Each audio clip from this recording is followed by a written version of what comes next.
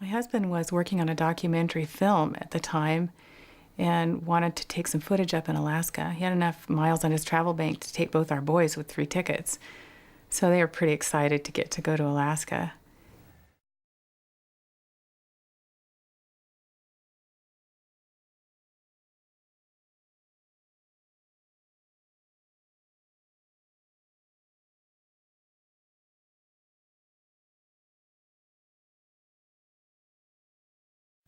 It was Monday afternoon, and my husband and my 2 sons were due to land in LAX from Anchorage. One of our workers had gone there to meet them, and they didn't get off the plane. And of course, they don't disclose who's on the plane or who's not, usually. But he called me, and I hadn't heard anything. I had no reason to think that they wouldn't be there.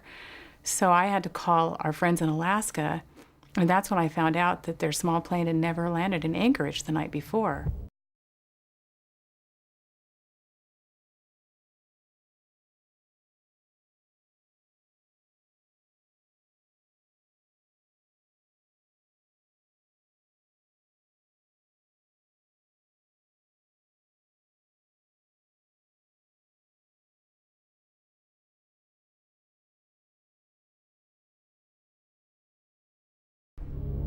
During the day, Tuesday, I was calling search and rescue every couple hours.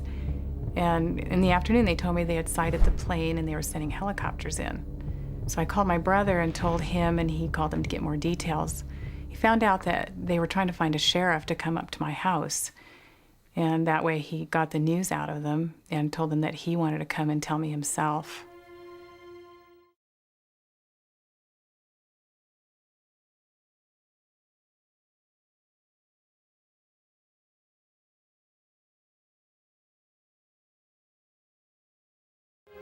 My brother just said there are no survivors.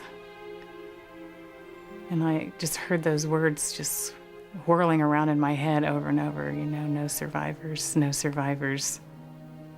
And then I'm thinking, yes, there are survivors, because there's me and my other 2 children. And I don't know how long we were out there. It was kind of a timeless time. I went back in the house, and my kids had been sitting on people's laps. They came over.